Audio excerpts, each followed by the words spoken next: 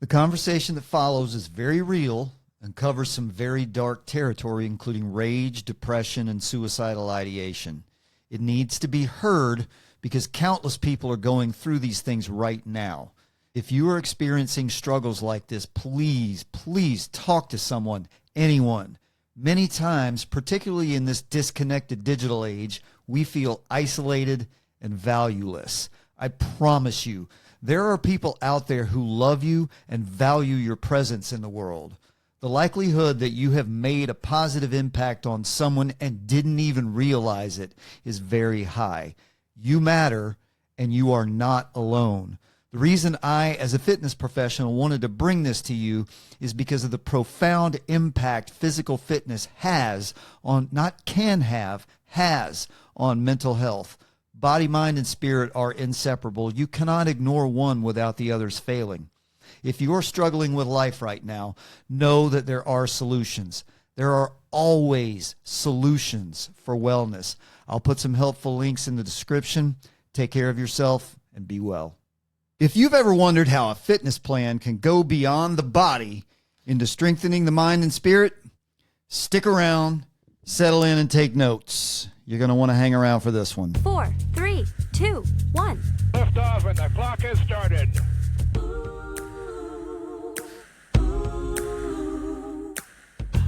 And good day to each and every one of you bright, shining souls, wherever you may be, and welcome to Balance Fit Radio. We're talking about strength, meaning, and the human experience.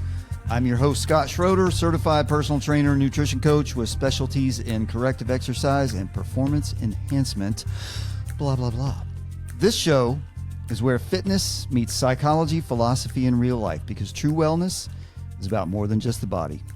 It is about balance. Let's get into it, shall we? Joining me today in the palatial Balance Fit Radio studio complex is a personal training client of mine. She's a Midwestern girl with the salt of the earth in her blood, although she probably arrived here on a comet. She's undefinable, indefatigable, and almost certainly the person Chuck Nolan wanted Wilson to be on that island in Castaway. Lacey Pletcher, welcome to the show. Thank you. All right. Now, how are you feeling today, by the way? Good. You had an intense workout earlier. I did. Yeah. I went home and chilled and got some errands done and whatnot. So yeah, I still feel good. If there's any soreness, it has not struck yet. All right. Well, you're well conditioned. I don't think we're going to have to worry about that. So before we get into things here, there are some questions that need answers from you. Okay. Things people need to know about Lacey Pletcher. Sure. Not Fletcher. Correct. Pletcher with a P, like party. Is that a thing that you've put up with your entire life? My entire life. That's how Pletcher with a P, like party, came to be. Or if you check in reservation and they're like, we don't have you. I'm like, look under Fletcher. And one time I said, well, it's like Fletcher, but with a P, and they go, Pfletcher? Sure. Yeah. So let's go with that. Yep.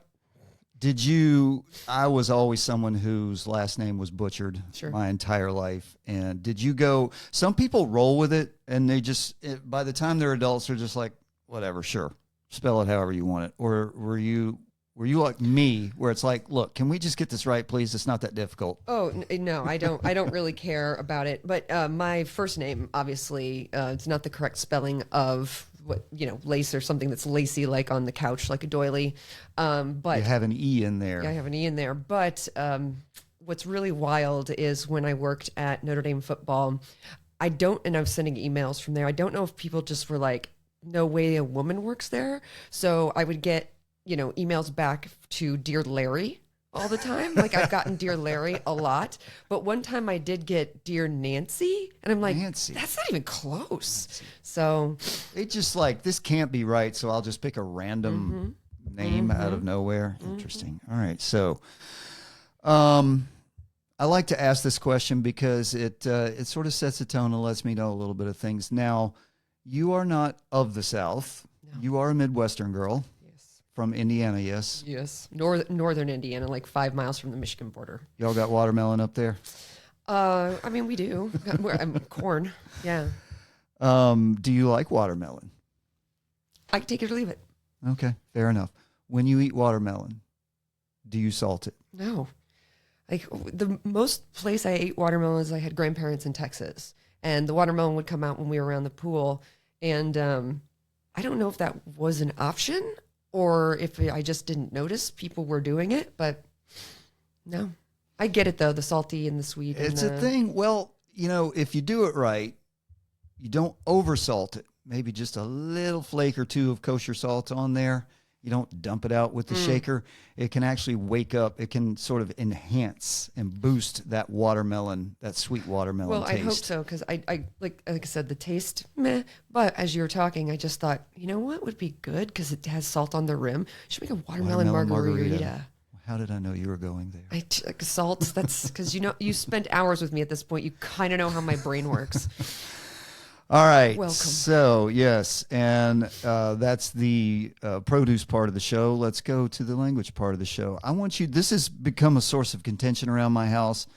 Well, it's been that way for years. I pronounce this word one way. Meredith says I'm a snob because I do that. I don't understand how I'm a snob. I'm just a poor Southern boy myself. But pronounce the following word. Pecan. Pecan. Pecan. Mm-hmm. Okay. How about cement? Cement. See, people that go pecan, I say, well, do you say cement?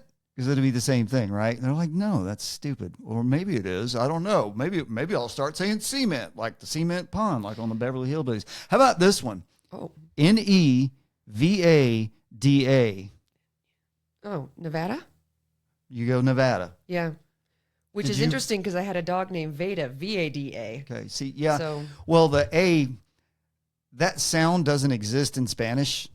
Nevada, however you want to say it, is a derivative of the Spanish language.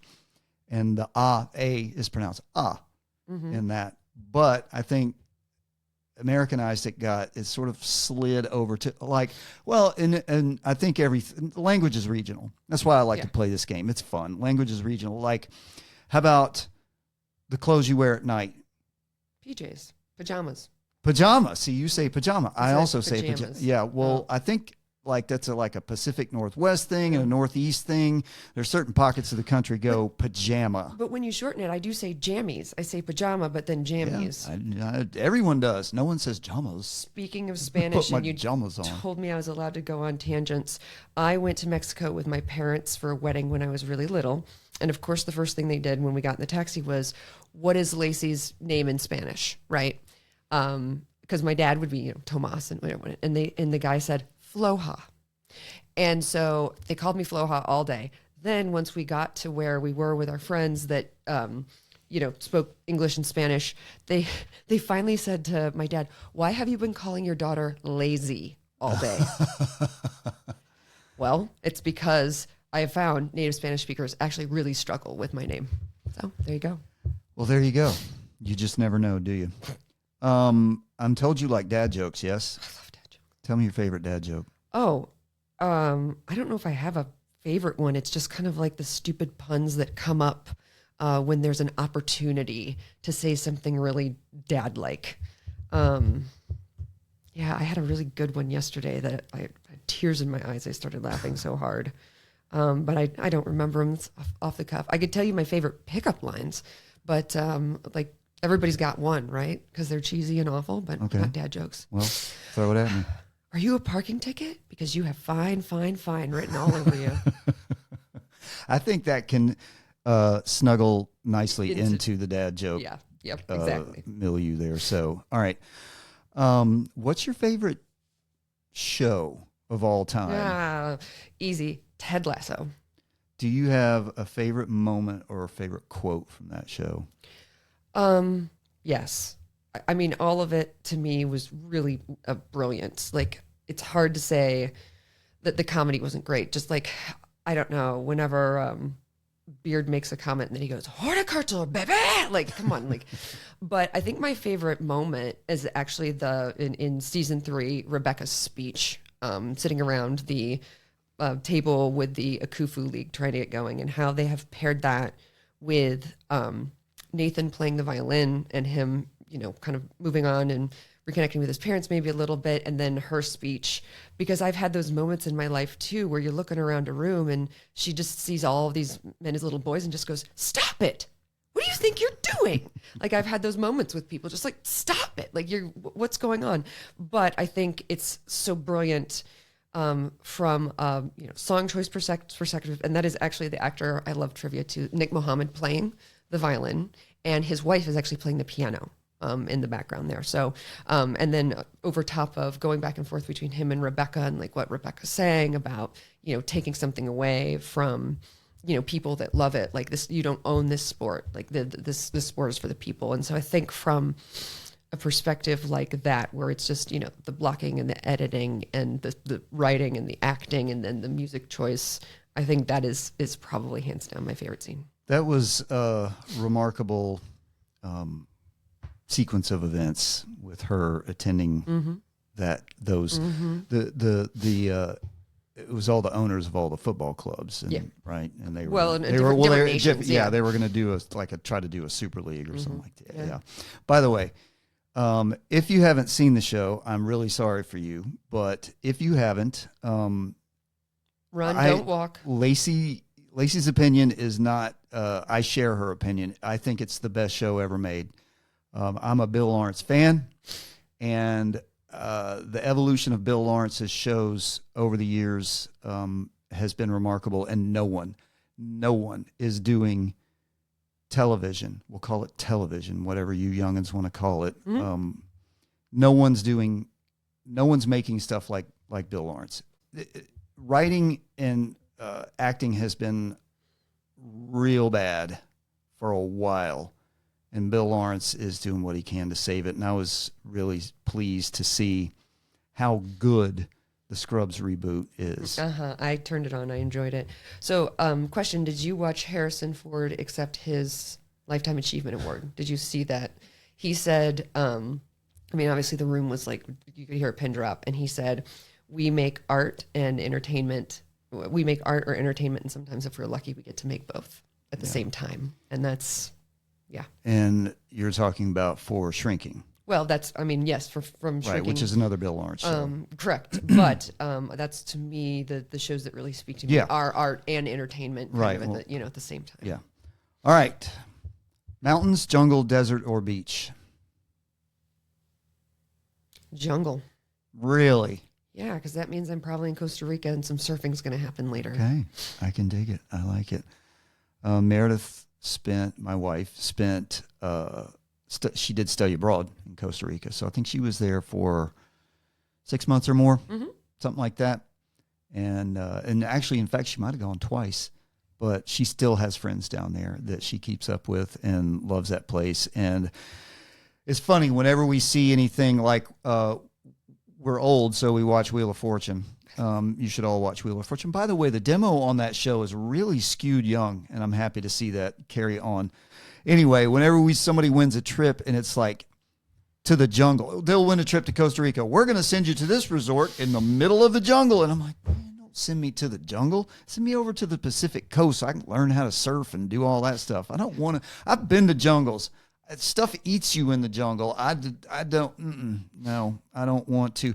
They said the other day, and come face to face with magnificent tree sloths. I'm like, I don't think that's going to happen, but also why? All right, so we're going to the jungle out of those 4 choices. I like it because you went right down there to Costa Rica. So let's wrap it up. Where is your favorite place on earth? Well, easy. Costa Rica. I've been there about 5 times. I've been to surfing camps down there.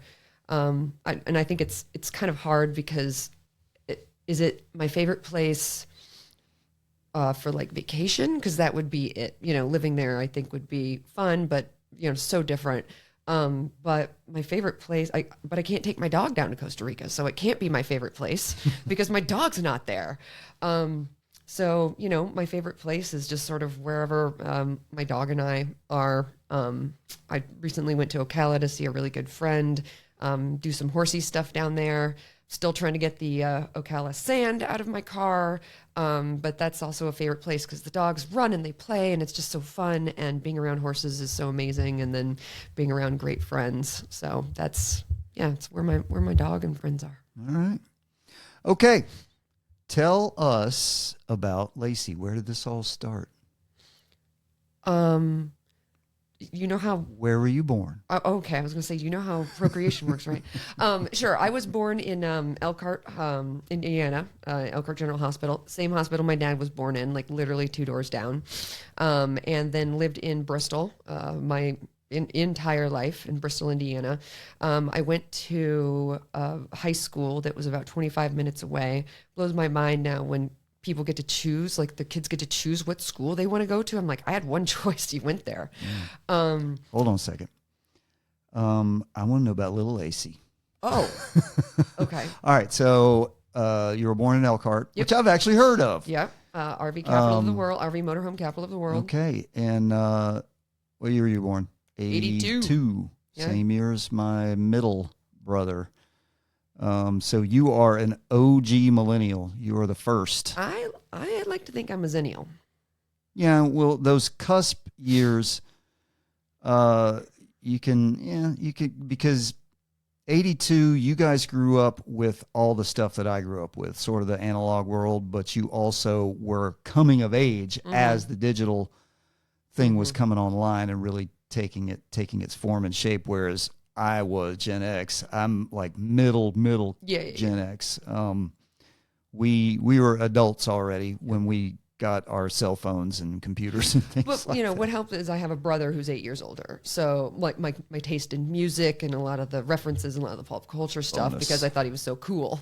That was sort of who I looked at as I was growing up. In fact, I have this like white and blue and maroon sort of oversized baggy button up, and I wear it and I say, I'm doing my Motown Philly Boys to Men era, because it's just like the oversized, then with the whitewash ripped jeans, like everything. And I'm like, yeah, this is like the shirts my brother wore in high school when I was growing up. So what was life like?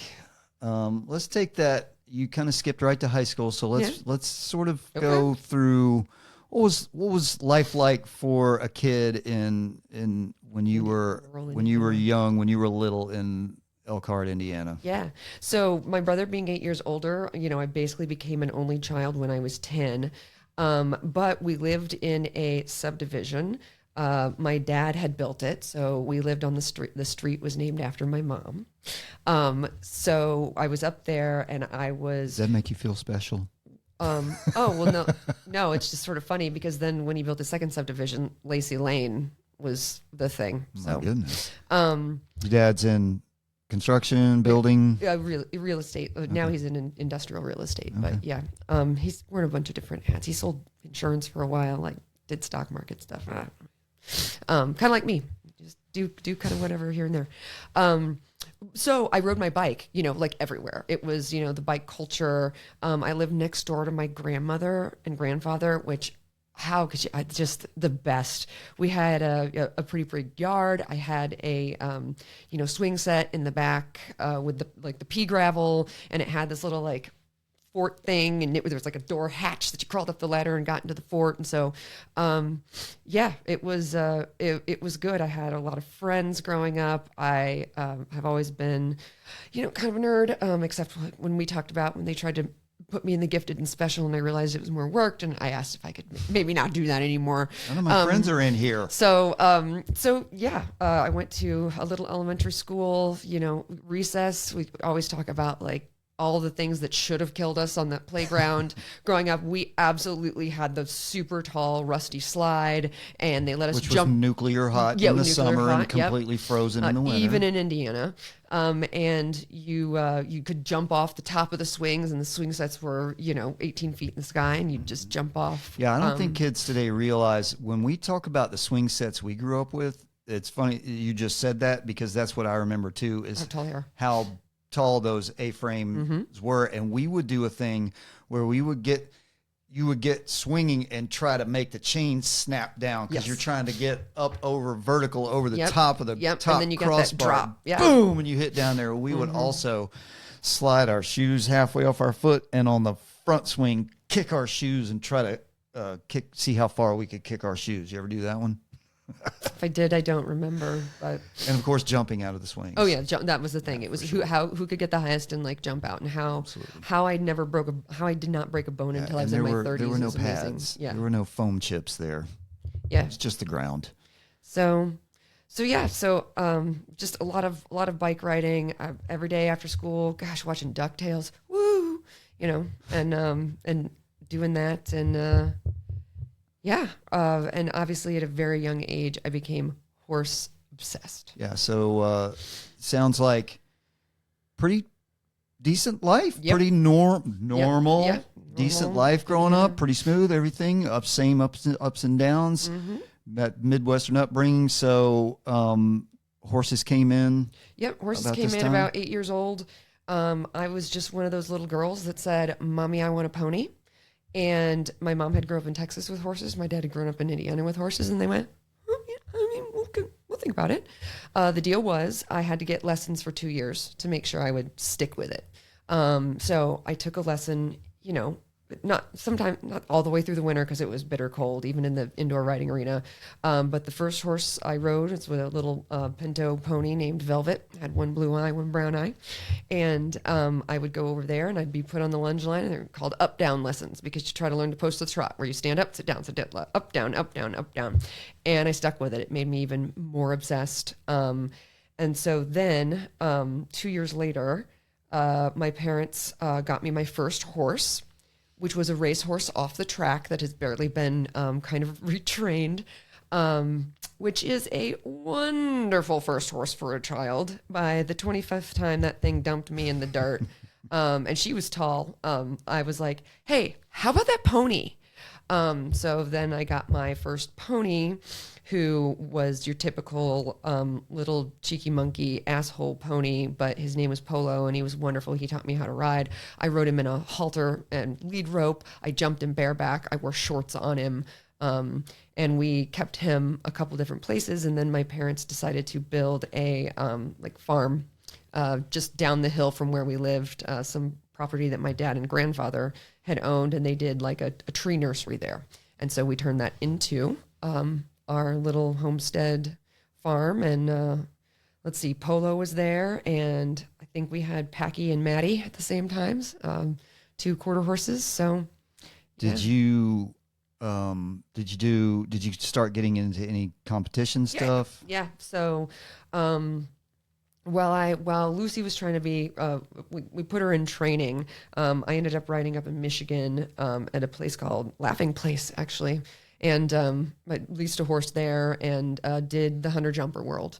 So, the show coats and the breeches and the tall black boots and the hat, and you go around the little course, and it's about, your horse being steady and slow. Like if it was out hunting, you want something that takes a nice even stride, and it's stride, stride, stride, jump, automatic lead change, stride, stride, stride, jump, just sort of around. And it's a judge thing. So, turns out a lot of politics in little girls' hunter jumper world, even on the, there's the, Grand Prix and the A and the B and the C. I think I was like the double C circuit or something like that. So lots of politics. Would you say it kind of, does it rival maybe like Texas cheerleading or the pageant circuit kind of a thing? A little drama like that? Well, so it can, and I didn't really, because I think of where I grew up too, and the people that were there, even though it was a little, could get a little political about who was going to get the blue ribbon and all of that. I didn't realize how cutthroat East Coast like hunter jumper was until I got to college, and I rode on the club team, which was catch riding. And I went to one of our first shows, and I remember Maggie had on her helmet, like her perfect, big like Gucci sunglasses, and she's like, "We don't talk to anyone." And I'm like, "What do you mean? Like we're all rolling around in the dirt here with big sweaty animals? Like isn't this supposed to be?" So not that cutthroat, but still my formative years. I mean, I had multiple different horses over the years, and I rode hunter jumper up until basically until I went to college. And then we started breeding our own horses. So then I had a horse that gave me two baby horses. So then we got into raising the youngins. Any as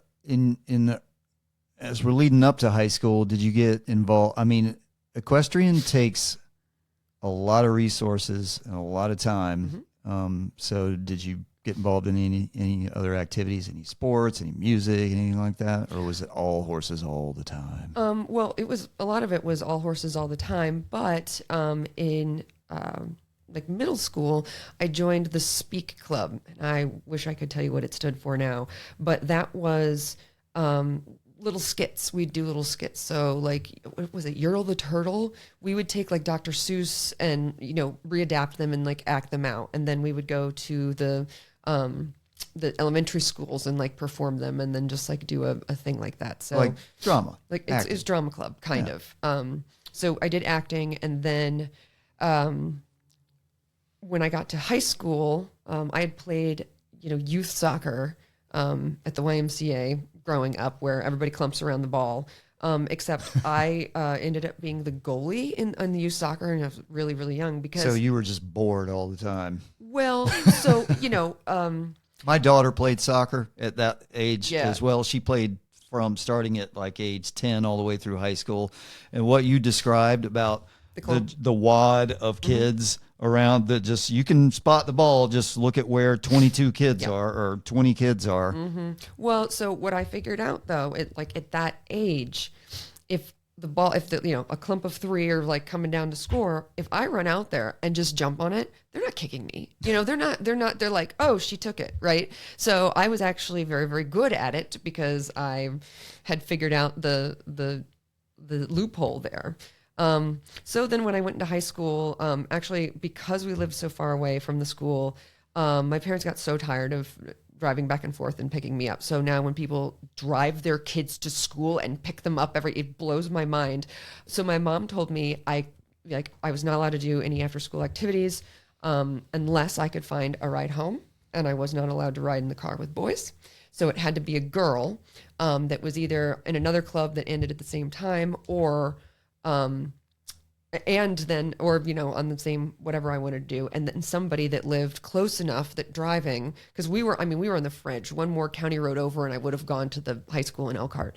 Then I could do something. So I didn't really do anything my freshman year. I did the play, that fall because one of my friends had an older sister that was on the cross country team. So I did the play.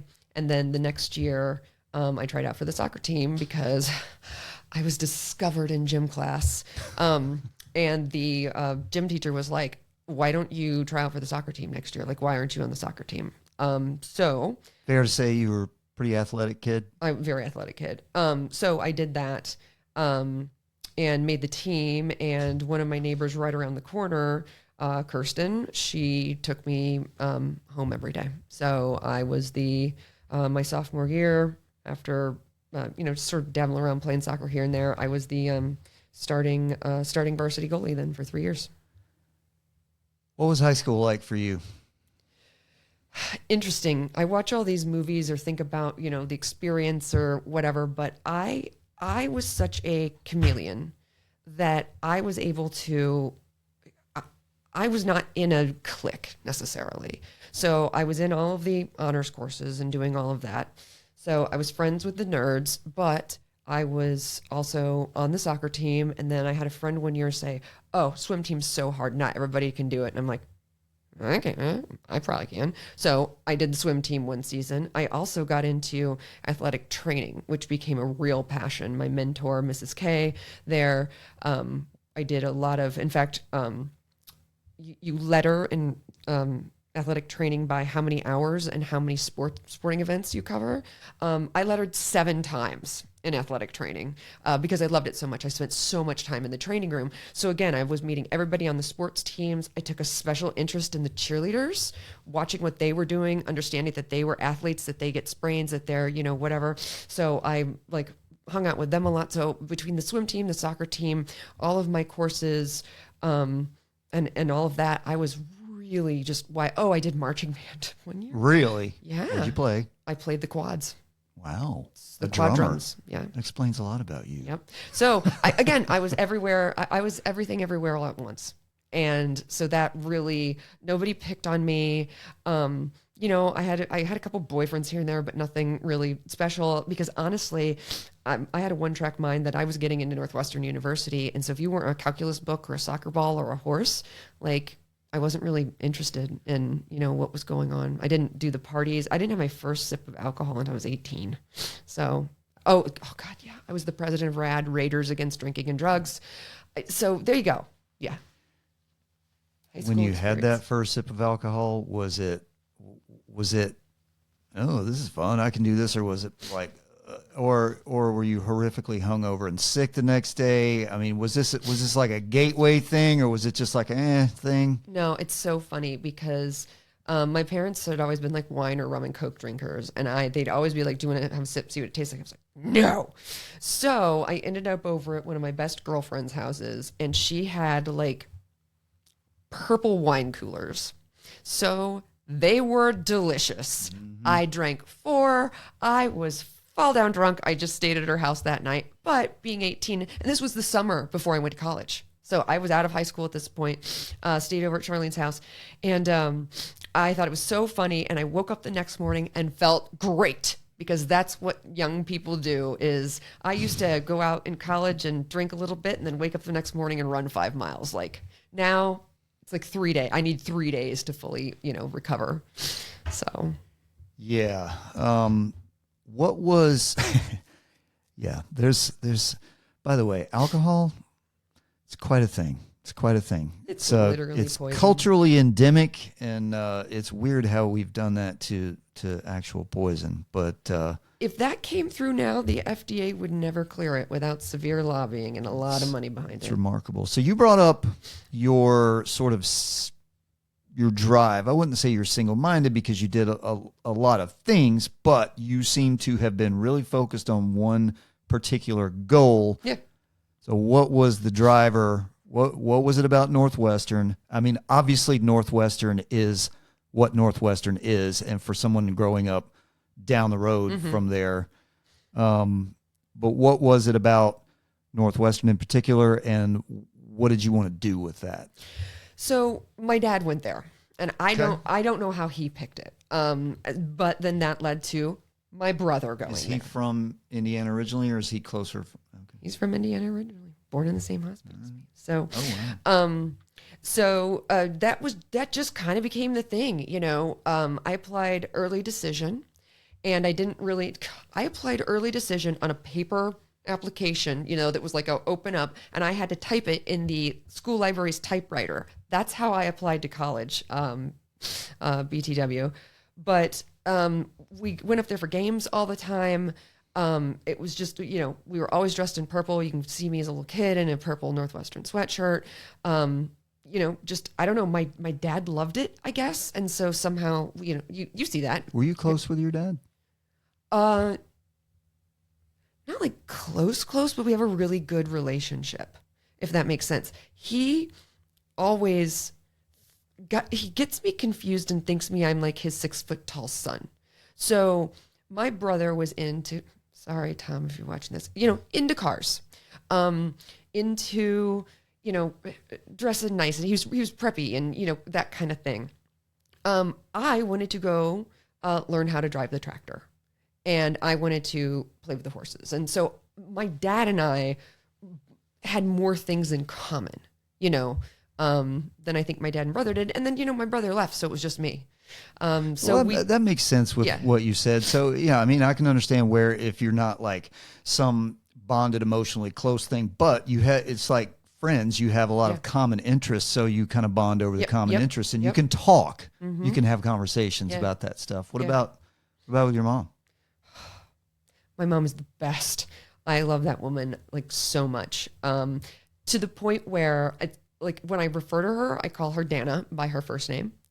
I obviously call her mom to her face, but she drops these little gems of wisdom over the years that are not like, it's not like, Gandhi saying something, but they're funny, but they make a lot of sense. And I'll say something to my best friend and be like, oh yeah, Dana. And she'll be like, shout out Dana, because we all love my mother's little pearls of wisdom, or she's just awesome. I mean, I've told you this, she grew up on the pageant scene in Texas, did the drum major stuff. You told me that, but you didn't tell anybody here that. So let's talk about that for a second. Okay, being a tomboy, wanting to play in the dirt, playing with Ninja Turtles and He-Man, and my mom was a pageant queen that won multiple pageants in her heyday. Yeah, really interesting. You didn't mention you ever doing any pageants, right? So your mom didn't turn into a pageant mom. No. My mom asked me once if I wanted to try it because she's like, clearly you have a very good reference for that, and I just said, maybe. So at the local mall, there was a pageant. I had this, oh my God, it was like this big poofy dress, but nothing special. We French braided my hair. I think my mom let me put a little lip gloss on. I was like 8, 9 maybe. And I went up there and those girls looked like what you see on TV. I mean, hair out to here, something that looks like it's a gala gown. And I just felt it was so out of place and I didn't like it. I didn't like being on the stage that way. And so I just said, all right, well, I tried it. And she was like, we don't have to. She's like, let's ride horses instead, because she rode horses too. So we rode horses together. In fact, we still ride horses together. So she's a legend. Her horse is 26. And when I was living on my farm, she would just come over and I'd just see them walking around the property together. So my mom in her mid-70s gets on a horse. It's so nice to hear you describe your parents like you describe them, because that's fairly rare. If you are, when my parents divorced when I was 11, and that was the explosion in the divorce rate around 1980. Mm-hmm. And it was like, and then I was the first of my friends, and then every single one of my friends' parents got divorced. My close friends, but my wife is the complete opposite. Her parents stayed together. She lived across the street from her grandmother, her grandparents, close family, all that kind of stuff. So I like hearing that, and I love hearing you talk about your mom like that. Mean, that's really cool. My parents will be married 56 years this fall. They actually got married on their fifth date. My pretty goodness. much, because she was in Texas and he was in Elkhart, Indiana. So sometimes it can work out. I tell people I hit the lottery as far as parents go. That they're really wonderful people.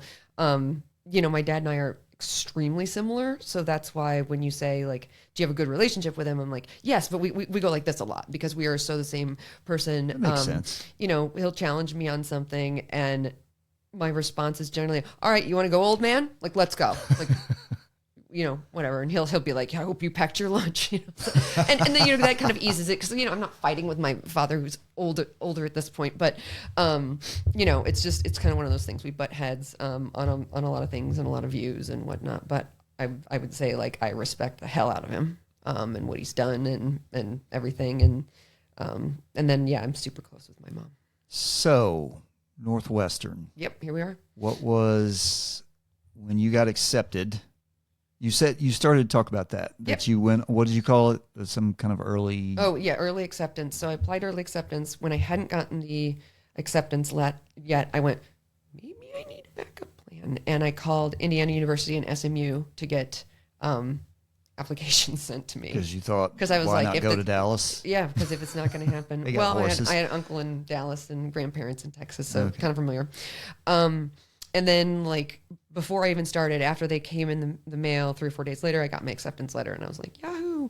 And so, transferred out of AP Calculus to take weightlifting for 2 periods instead of, whatnot. Did you know what you were going to study or major in? I was going to be a doctor. Journalism. Doctor, and my brother was a journalism major. I was going to be a doctor and I was going to major in biology. Okay. So yeah, that was the other thing, is either journalism or medicine, right? Mm-hmm. But And I ended up being a psychology major. okay then. The way you described little Lacey and high school Lacey was pretty, not a lot of drama. Is that fair to say? I mean, you know what I mean, outside of the regular ups and downs of being a kid. Was college. How was college? College undergrad was fine. I found my people. In fact, I got a text message from one of my best friends, probably my best friend in college. He's turning 45. He is having a Vegas bash this summer, and said, here are the dates. And without hesitation, I am booked for another Vegas trip within about 10 minutes. So I still see my friends from college. And it's wonderful. And I just sort of found my people there. Like I said, I rode a club team. I ended up getting a job. Like my second, we were on quarters. My second quarter, I ended up getting a job at the gymnasium, where I just swiped the card when people came in, and I had that job for all 4 years. But I struggled in college. That is a college for smart people. And I went from being, a standout in my tiny little Indiana town. Now, don't get me wrong, I did get the grades and the SAT scores to get in. It did not hurt that I had two legacies in the family, but I got there and just lost. Like, you had to pick either Friday or Saturday night to study. Like, there was just no way, because in those quarter systems, it was a 9-week quarter. I mean, basically, like, you'd get a syllabus, and for an English class, you'd have a paper due 2 days from then. You were taking a midterm every 2.5 to 3 weeks, depending on how they stacked. So you were always in midterms and then, going straight into finals. So it was very, very fast and very cutthroat. So it seemed like a lot of people didn't reach out to offer to help. It was very competitive, let's say that. Whereas I participating in the horse sport I participated in, then later, it just goes with my nature. Riding horses is dangerous, right? I don't want to treat anybody poorly. You know what? I hope everybody has a fast round. I hope everybody has a clean round. And I hope I hope you have fun, and I hope you do it safe. I'm not competing against you. Hey, I won some big shows in my day. It was awesome. I got some free pairs of Maui Jim sunglasses. I'll never forget those days. But I want to be in a more, collaborative environment. So I struggled there. It took me a while to get my bearings. And it felt very weird not to get straight A's, for the first time in my life. Yeah, there's I had a friend of mine from high school went to Georgia Tech, and she was the valedictorian of our high school class, and she was drowning at Tech. As you want to talk about, it's one of those schools. There are a handful of them around the country that you're among the smartest kids, that everybody's was the smartest kid in their school. So any issues? I mean, 4 years, 4-year undergrad. Did it take you? Okay. Yep. I knocked it out. You so you kind of struggle, but we're not talking about like, oh my God, I'm drowning and I'm about to drop out kind of struggles. Just and I finished with over a B average. I mean, I got my shit together and kind of figured it out, and then also realized they have, like you said, they have a journalism school, they have a great acting school. So many famous people have come out of Northwestern. Yes. So I hid out in the arts a little bit. But it's also because I loved it. So I took acting for non-majors 1. I took acting for non-majors 2. I took painting, which I thought would pad my GPA. Turns out you were actually supposed to be able to paint. Joke was on me, but still fun. I took a photography class. I took a music class. So I was able to do the harder classes because, I would go then get my camera and go do the photography assignment, which was not as mentally taxing, super fun. Still a lot of work. I still had stuff to do, but. So we walk away from Northwestern with our degree in hand in Psychology. Psychology. And what was next? I lived downtown Chicago for a year. I found my first real job on Craigslist. I was a personal assistant and executive assistant for a guy that was running his own executive search company downtown, right on Michigan Avenue. So I did that. Hunting kind of a thing? If you told him that, he would be mad at you. But no, it's the companies came to him and then retained him to go find the right person. So it was backwards hunting. So I did that. I worked for him. I learned like so much, lived right downtown in the Gold Coast. But it was too much concrete for me. So I made it about a year and a half there and then just went, I'm a more rural person than this. I miss horses. Our 2 baby horses were coming of age at that point. And I watched a video on eventing, and I had done some cross country jumping. I didn't know they made a sport out of it. Holy cow! So I moved back home, got a job at a nonprofit running a front office for a mental health nonprofit mental health center, and then started riding horses every day when I came home from work. And I was in Indiana I was there. I actually, my parents, they have an apartment in their barn. So I moved into the barn. They were 300 feet up, and I did the boomerang kid thing, but just because I wanted to. And it's like I had a job, but the horses were there, and I was enjoying it so much, and that was so important to me. I stayed there from 22 till I went to graduate school at 27 or 28. 23.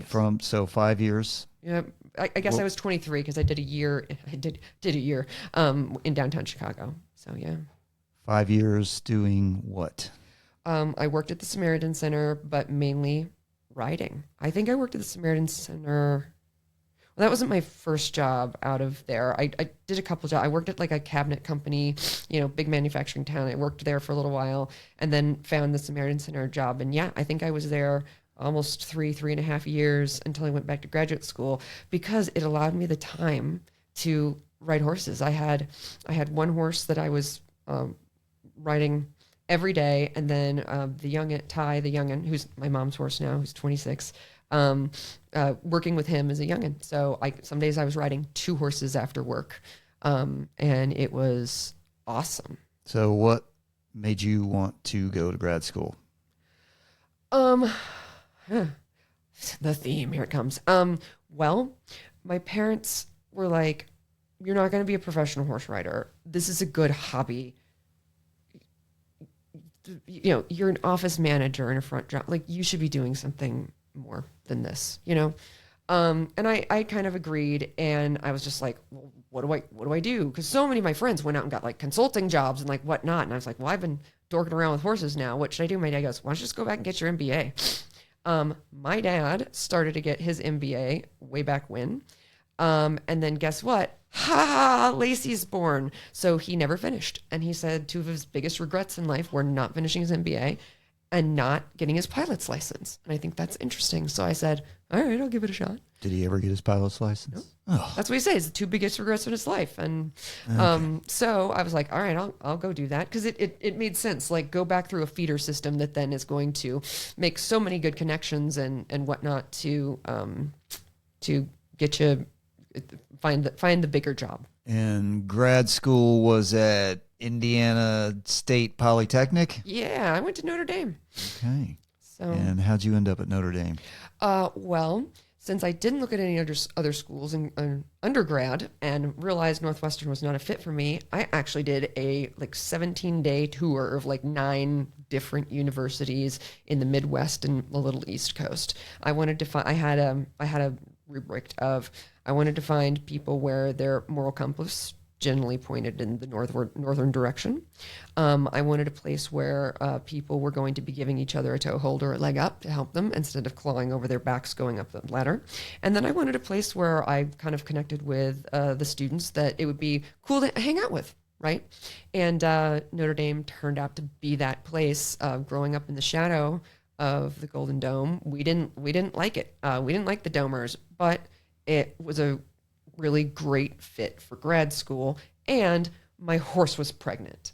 So that was going to allow me being, 35 minutes away from her for when the baby did come, and still being able to go over and ride sometimes. I mean, there was a lot of work to be done at grad school, but they were also on the quarter system. So when they came in at like 11, 12-week quarters, and everybody that was on the semester system was freaking out at how fast it was, I was like cruising. I was like, this compared to Northwestern's 9 weeks. Whoa, my gosh, this is forever. But yeah, I did this big 17 tour to just find the things I fit, and actually was really blown away by Notre Dame. And I drew the lucky straw and interviewed with the director of admissions for the business school there, and the interview was fantastic. And I was, sort of like, nailed it, and really felt great about it, because guess what he asked me about? Horses. Because he had just gotten back from a trip to Argentina where they rode horses, and the tour guide had told him some like wacky facts, like horses will eat themselves to death. And he was like, is that true? And I'm like, oh, absolutely. So we talked about horses. I talked about my riding and how I'd gotten there. And he asked me for a video of me riding. So that day I went home, figured out how to upload something to YouTube, sent it to him. And the emails he wrote me back about, this is amazing. Like, I didn't even know this existed, like, clearly. But horses, when people ask me if should we let our kids do horses, I'm like, yeah, I was at the barn all the time. Oh my God, it humbles you all the time. It teaches you discipline. They've got to be fed, twice a day. And the ride, it's like the roller coaster. The riding is 5% of it. Everything else is work. What's interesting about all of this? You always come back to the horses. Yeah. No matter horses what. Got me into grad school. I believe it. My time with horses got me into grad school. So at Notre Dame, anything stand out? Anything sure. I met utterly unusual, or I met my husband there. All right. Here we he's go. no longer my husband. We will get there. Good guy, just not my guy. But I ended up working for the Notre Dame football program. And that sounds like fun. Yeah. So we're going to want to hear about that a little bit. What'd you do? I was in operations. So when everybody asks, what is operations? So basically, we are the ones that set up all of the dominoes so that when the first domino ticks off, they just go. So during game day, people would see me standing down on the sidelines doing nothing and being like, you're getting paid for this. And then, yes. And like, how did you get that job? And I'm like, well, it's because we did the work during the week. And then, if something goes awry, we get in our golf cart and we go and we put the fire out and whatnot. But for the most part, game days were the easy part. We had put it all together and let it run at that point. If you can possibly imagine something on the level of Notre Dame college football, or pick your school, Alabama, Ohio State, whatever, a big time college football game, the amount of things that are in motion and the number of people that it takes to have those 11 players on the field, those 22 players on the field, to have the attention be focused there, because everything else is done so well that you don't notice the insane amount of logistics and operations that had to take place for that little 3-hour window to happen. Yeah.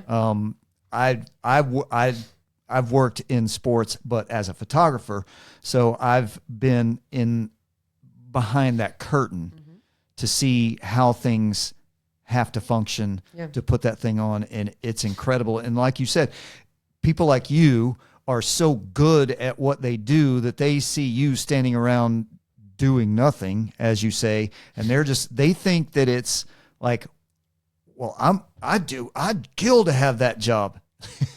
You couldn't handle this job, most likely. You think it's watching football. You think I'm down here BSing with players and having fun, and that's part of it, I'm sure. But the amount of work that went into that, and I wanted to put that out there because I've worked tangentially in that world too, and whether it's photographing something like the Masters or a big time college football game or something like that, that people people are like, I'm so jealous of you. I want to do that. How did you, like, if you're photographing the Masters, no one that's photographing the Masters sees any golf. Right.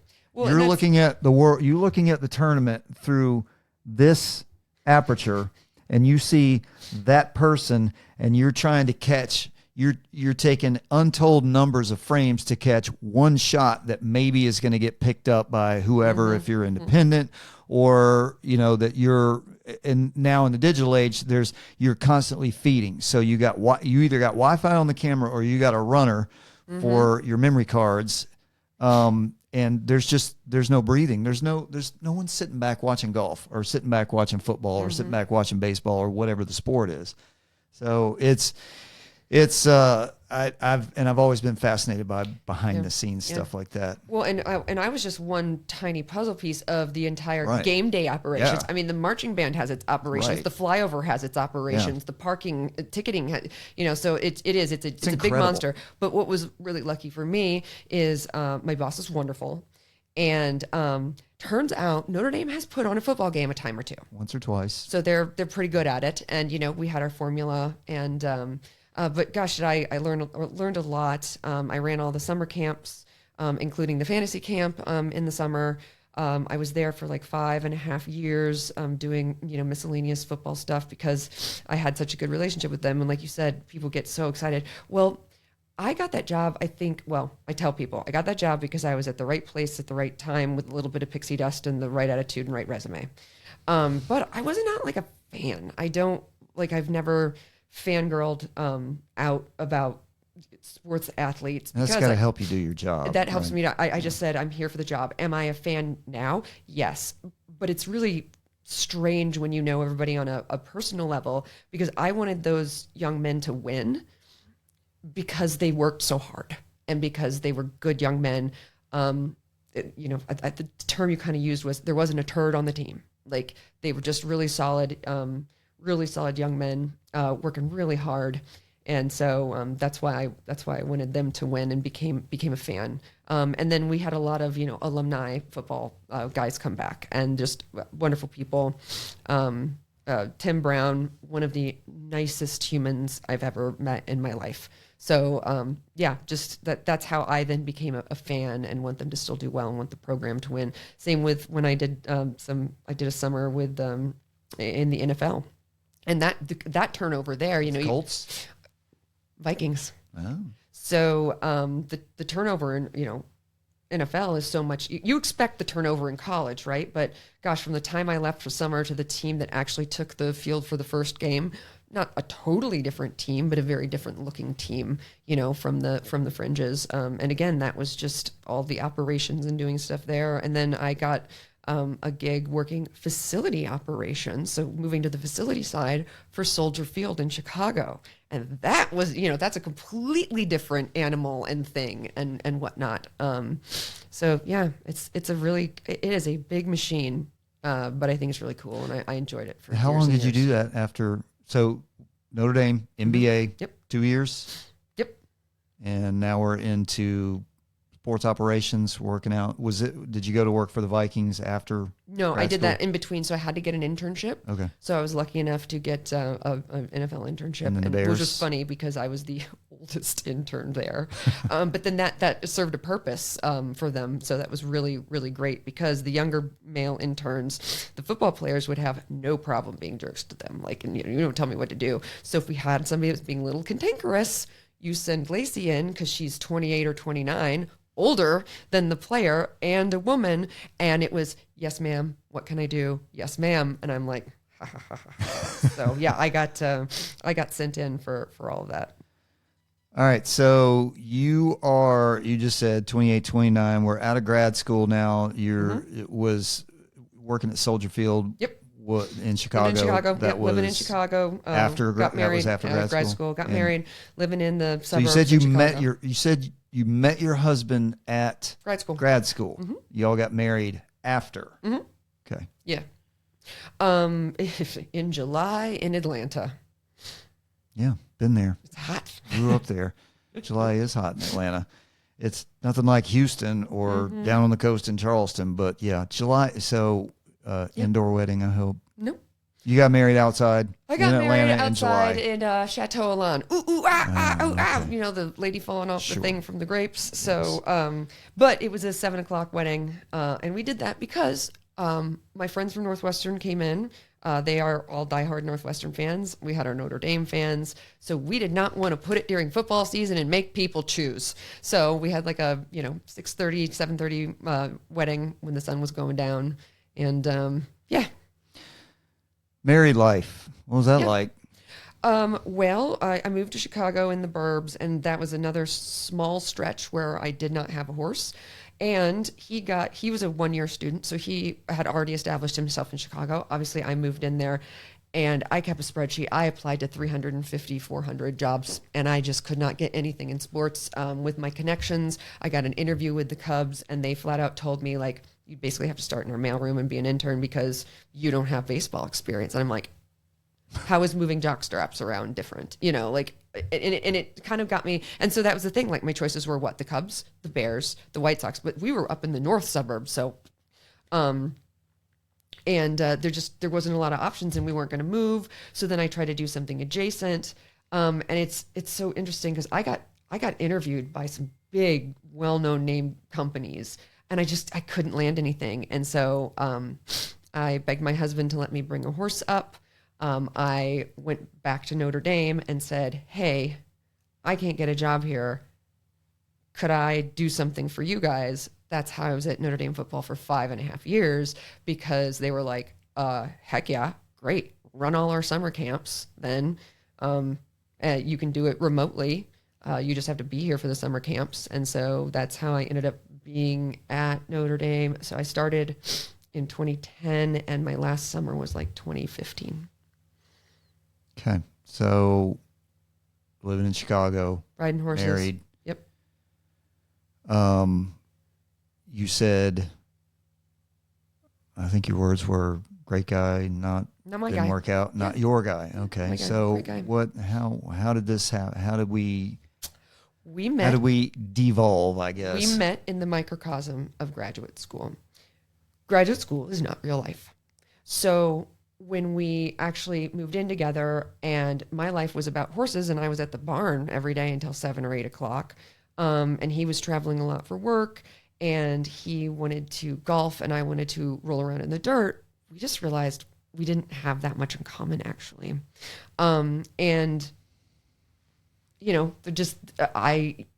He grew up, he was a southern guy, and he grew up, and you paid somebody to mow your lawn and wash your car and like all of that. And it was a Pletcher, like, if you can do the job, you do the job. So we just had like a lot of different philosophies on things. And he was traveling a lot, and I was married to my job and the horses. And I just kind of went, this isn't fair to either of us. And I think he feels it too. And so one day I just said, is this going well? Like, is this what we want to do? And he said, should we probably divorce? And I was like, okay. And like, that was the conversation. We both knew it. We both were, again, he when I was moving the other day, he's now since remarried, has a baby. Like, I'm so happy for him. I called him the other day and I was like, as I'm moving, I'm going to have to move all of this crystal. Do you want it? Like, you probably don't want it, but I don't want to have to pack it up. Do you want it? How long has it been? Since we divorced? Yeah. We South Carolina law, we separated in 2017, and then the divorce, we could have gotten divorced in 2018, but neither of us wanted to pay a lawyer, so we were like... Hold on a second. South Carolina law? Yeah, it makes you wait a year. I thought you were in Chicago. Oh, sorry. No, we got down here. So we moved out of Chicago. We were tired of the cold. Polar Vortex 2.0 rolled through, and I just went, this is stupid. And especially when you're worried about horses' ear tips freezing off, you can't keep water for them. Adrian, being from the South, said that sounds like a great idea. He was working for a very big name company at the time, and they offered him a step up for like the Midwest region. And he said, how about that Southeast region? And they said, sure, just live somewhere between like Atlanta and Charlotte. We knew just the place. And where was that? Greenville. Yeah. All right, so we are undergrad, grad school, married, working professional, Now we're divorced. And the divorce was amicable. Oh, so amicable. And let me tell you, if you can do this with it through a divorce, you should. We did a stuff draft. So we opened a bottle of red wine. I got first pick, which is how I have the large spatula and the small spatula, but he has the medium spatula. And we literally just picked things. So, he wanted the like coffee maker thing. I wanted the Cuisinart. And we literally just did that. And then at the end, it was kind of like we could trade. And so we made our teams of the stuff we wanted. And then obviously some of the things were like, that was our stuff. And there was no. It's interesting how you can make that dynamic work. Like grease the skids, no problem, no friction, but just the marriage. It's because we both knew it was, we weren't the right people for each other. And that's important that people, we hope that we get to an understanding of that before we get to the altar, but life isn't perfect. Yeah. And, and when he met me, I had broken my foot. So he had no idea about the horse riding or what it actually entails and how many hours it was and how dedicated I was and how many weekends I'm packing up a trailer and hauling 2 horses, probably 4 or 5 hours away. So that was kind of the thing too. Like we were just our interests were so different. So now what? You're divorced. You're in the Greenville area. So I built my dream home. We bought the land together, and I built it. Again, everything was separated. Like I got the property. We did some negotiating there, and I got the property. So my dream home is going up. I am working down here, and the house takes a little while to go up. But I'm going through the divorce. House is built. I move into my dream farm in April. It's easy to remember. It was 4/20 of 2019. I got my first job in technology. Somewhere in there, and was working for a great like boutique software development firm downtown. Got into tech, and so was just kind of I was CrossFitting 5 days a week, and just kind of had my okay CrossFit. How'd you get into that? So we've been talking about horses left, right, and center. A little bit of soccer, some of this, that, and the other. But that's quite a leap to CrossFit. How'd we get there? I don't think it's a huge leap. I mean, you talk about a dedicated, insane sport. Like, there you go. I mean, do you know what eventing is? Like, eventing is the dressage. So it's like the fancy pants, horse prancing, and then it's cross-country jumping. So you are blazing out across cross-country in a big open field with a big, powerful animal, and you're asking it to jump over things the size of picnic tables. Right. So like intense sweater. And then the stadium jumping is the third phase, is the horse triathlon. So I wanted to get in shape. I think my horse was injured at the time. I'm trying to think who I was riding. Anyway, I wanted something to continue my fitness. And I'd done the YMCAs, I'd done the gyms, I've run on the treadmill, I'd done all of that. So I wanted to do something different. So I actually found a place when I was still in Chicago and started there. And was going a couple times a week. And then when I came down here, it was so convenient to turn into a morning person and go to the 7 a.m. class, be done by 8, shower, and be at my job by 8:30. Driving in from, we were living on the lake. So it was like a 52-minute drive in. So I would have my protein shake coffee on the way in. I'd be fully awake, still kind of asleep. So you'd get the WOD over and you'd be like, I blacked out. What happened? But it just became, I had a routine. You having been your trainer for a few months now, I can imagine what you were like with CrossFit. Was that pretty smooth for you? Did you sustain any injuries there? It's intense. I didn't really have that many injuries. I mean, like my shoulder, like, I don't have very like flexible shoulders. So get a snatch. What ended up happening is because like I couldn't open my shoulders up enough, the bar was really hitting, I forget which thumb it was, but really hitting one of my thumbs when it landed. And so my thumb got kind of sore. And so I would just have to, hey, from this athletic training, guess what I did? I taped my own thumb and was able to do that. But gave it a rest, obviously. And then no, shockingly, I did not have any any injuries. Anytime I'm injured, somebody's like, horses, sports, and I'm like, no, I'm an idiot. So, yeah.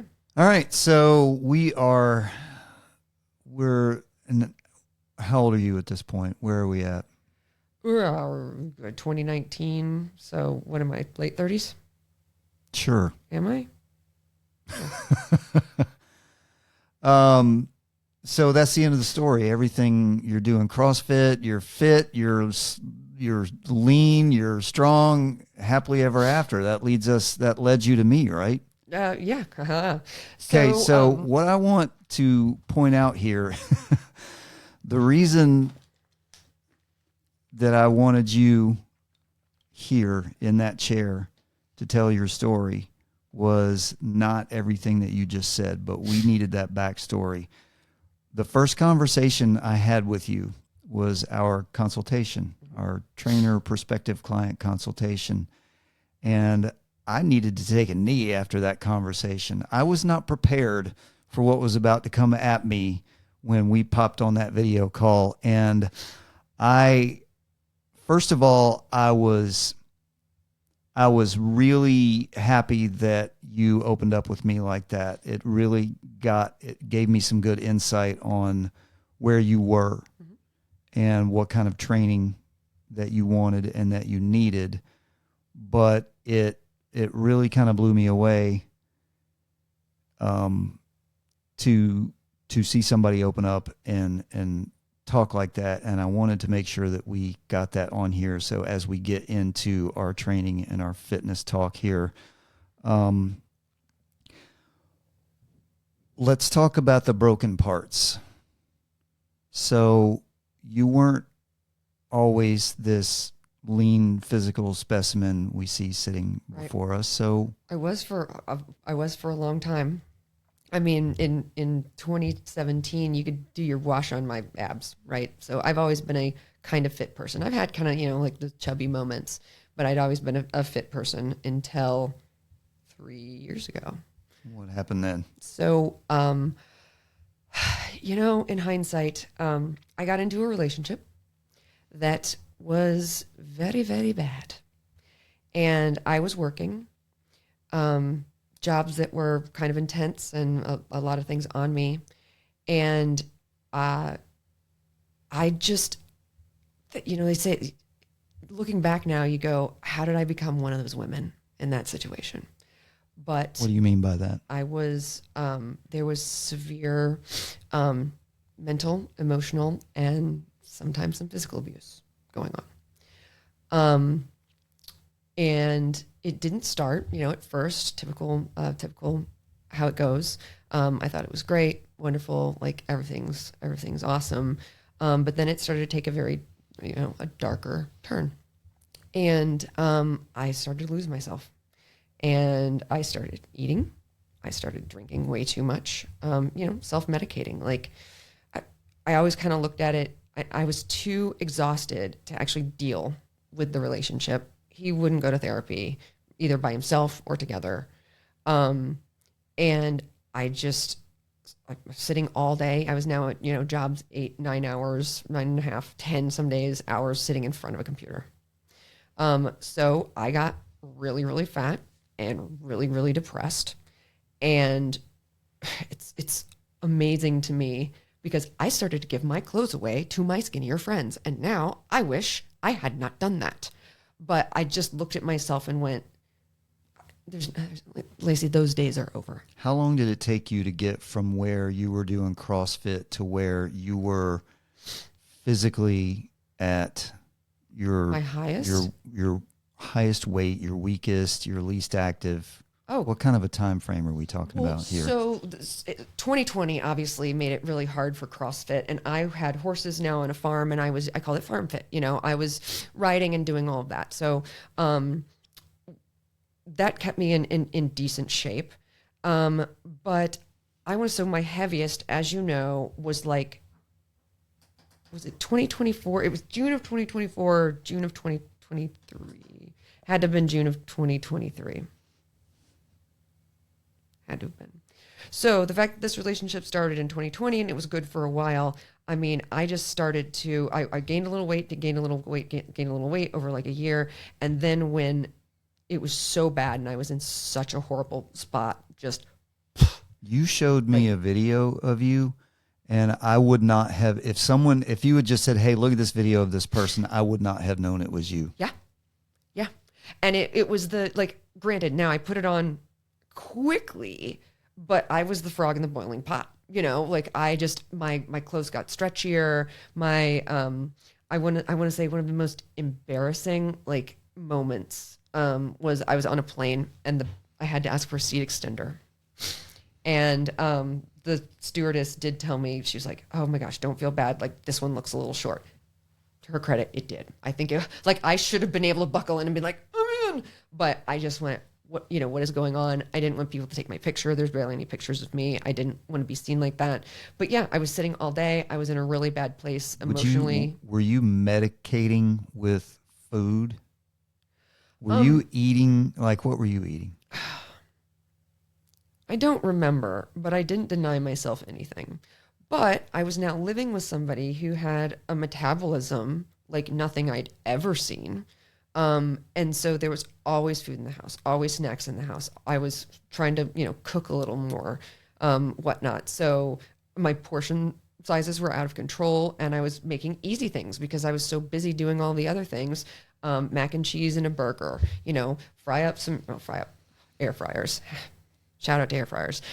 Put some chicken nuggets in, but make fries with them, nuggets and fries and like all that stuff. And so yeah, it just wasn't anything. But then it was get a 6-pack and drink it every night. I was gonna say, and so that there's an extra 600, 700 calories just every day. She was a beer gal.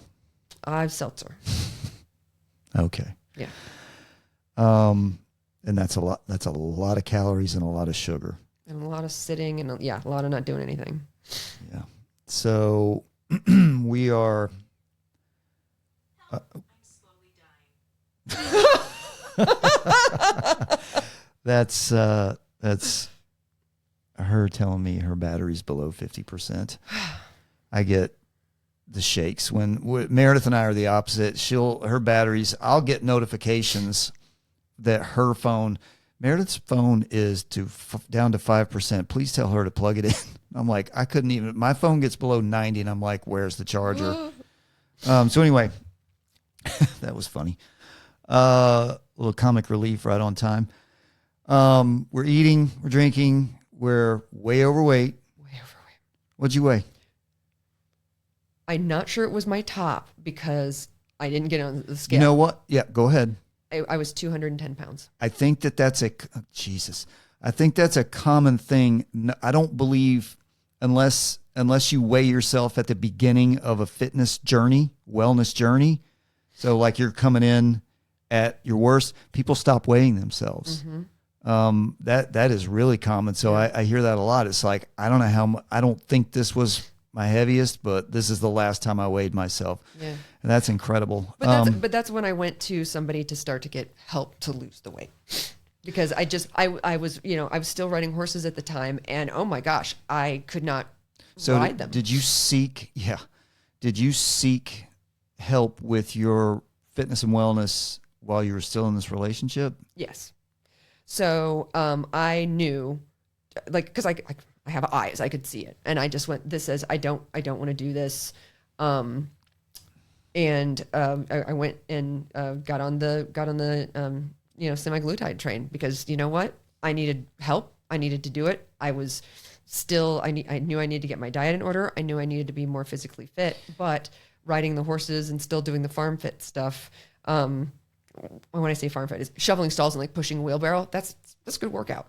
But I was not riding how I wanted to. And I saw pictures of me on the horse and I was just like, I can't do this anymore. So that's when and then I saw the scale number. I was like, oh my God. The two things that are the foundation of my mission and why I became a trainer and why I started this business and why I'm doing this podcast is based around your capability to execute your responsibilities, whether that's as an employee, a mother,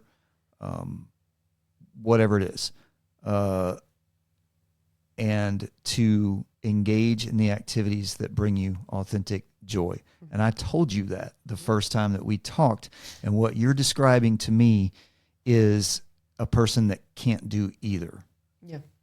At least not at the level that you want. And it was one of those things where, people can say it's cheating or whatever, but like I was motivated and I had some money to do it. And I was like, I need to make a change right now. Otherwise I'm going to just slip further. So I will. And when you make a New Year's resolution, you try to change your life the next day and you're going to the gym and you're trying to eat, like, no, I knew at that point I needed some help with my appetite, and I would get my nutrition in order, and just start trying to shed some pounds. And then I was still working with the horses and whatnot. And then maybe I would find a gym or a gym membership or, again, and kind of go in that direction. I was going to just take it a step at a time to make sure I was forming habits that would stick instead of something I gave up in 2 weeks. But I also knew, like, I need something that can help take some pounds off of me now.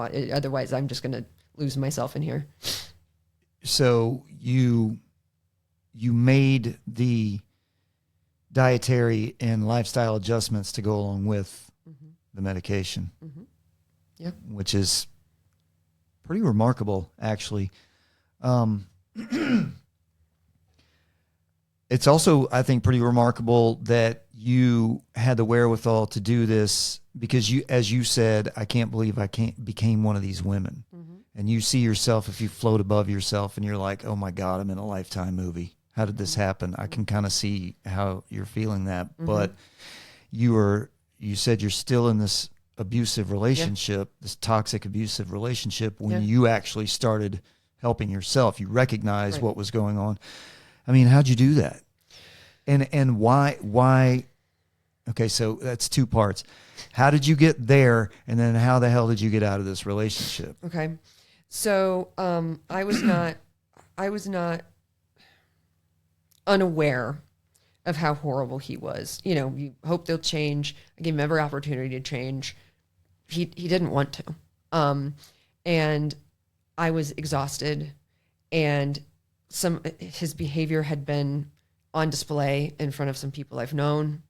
And, because he isolated us, he never wanted to go anywhere or do anything. And it became so glaringly obvious that I'm being used for housing and money, and because I gave him credit. He stayed with me through all the weight gain. Like, oh, he must really love me for me. Ha ha. Yeah, no.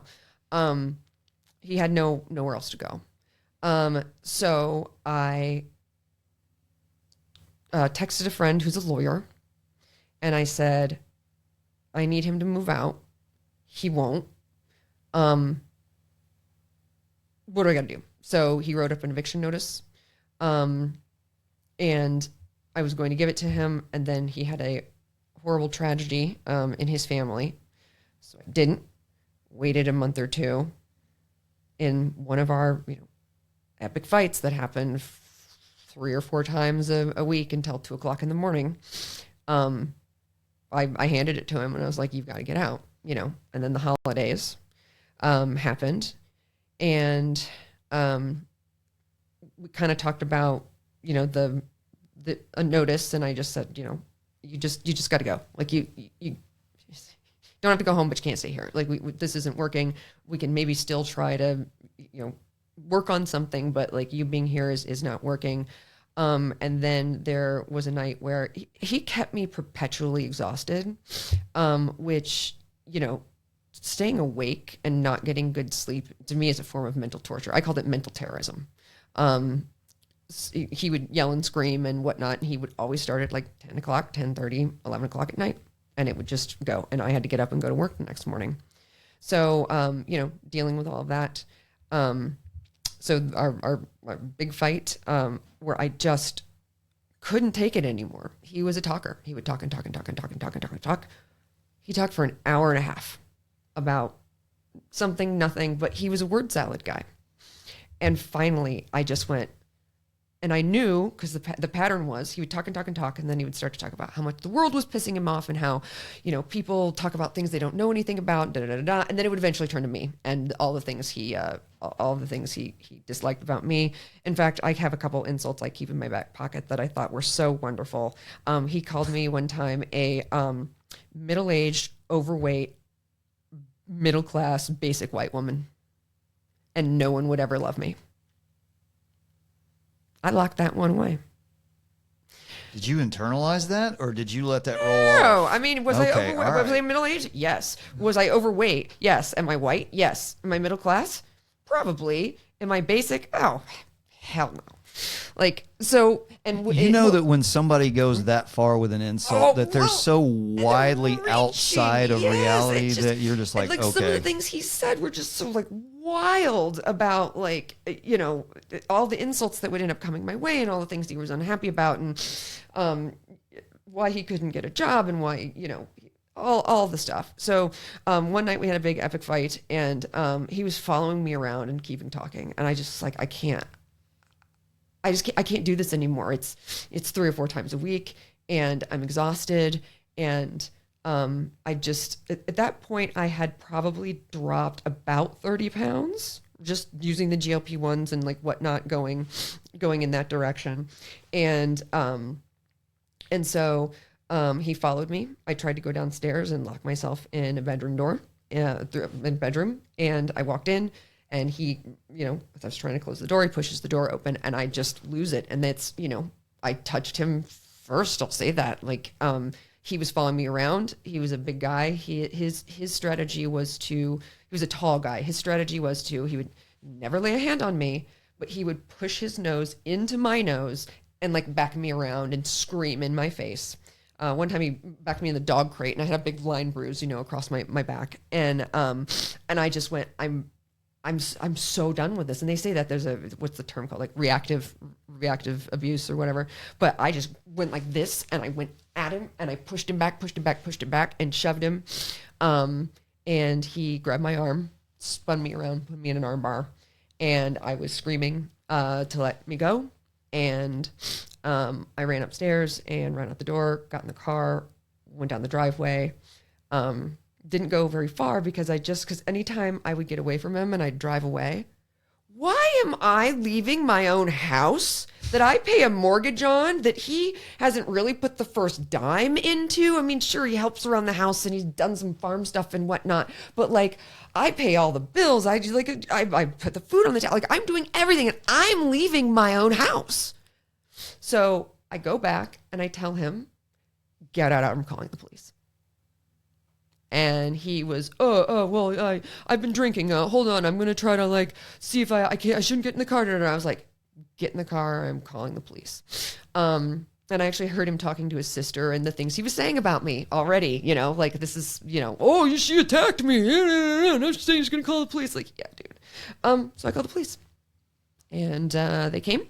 They took both sides of our story and they decided they had him on grounds and he went away in handcuffs. The end? 362 days ago. No, not the end. So, after that, obviously shook, did not think my relationship that I'd been in for 5 years was ending that night. Kind of, not really sure what to do, but oh my God, I slept so good those next couple of nights. I mean, it was a weight off my shoulders. In your mind, you're kind of I love this person. I love this person so much, but oh God. And blah. But it's so quiet. It's so peaceful. I can do my job in peace. I'm not clenching my teeth every day, waiting for him to come inside and explode about something. I'm not tiptoeing around my own house. I don't feel like I need a beer to get to numb down and do all this. And what ended up happening next, when I told my brother the story, I was like, it was like a crazy Oprah episode. And he goes, Lacey, that was like the craziest Jerry Springer episode times 100 you've ever seen. Long and short of it is he moved in with a mutual friend that happened to be dating one of his relatives that tragically passed away.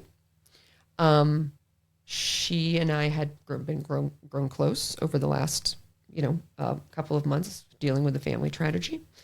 And then I won't say he did a little bit. It was a lying by omission, but they manipulated me.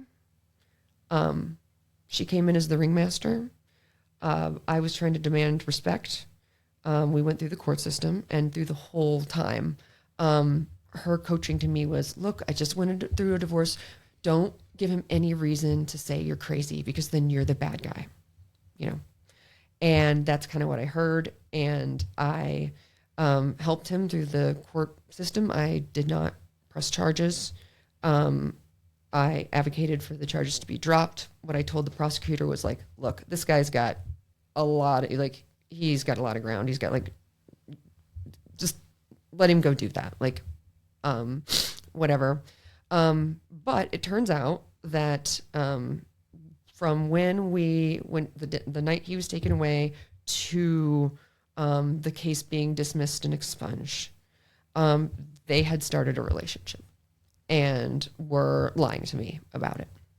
I talked to her every day, through text, whatever, and relied on her. She kind of had to be the middleman sometimes, for him to come get his stuff. And I, in hindsight's 2020, now looking back, how she was advocating for her new man to make sure he could get all of his things and, all of that. And I picked up on it rather quickly, but the relationship of who they were to each other, I just kind of kept going, no,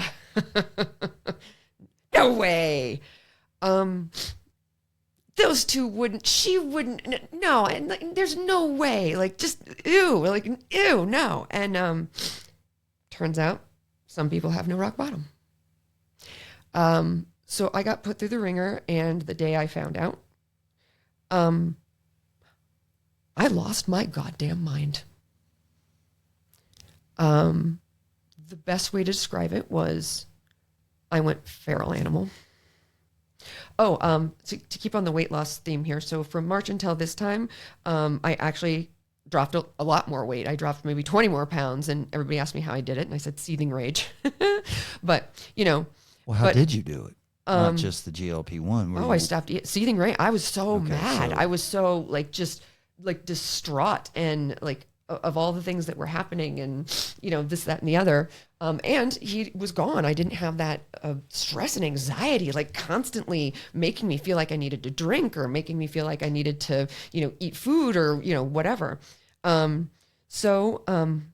went feral animal. I lost my mind. And it was one of those things where people say, oh, I went crazy, or oh, I lost my mind. I had been like that before. You're so mad.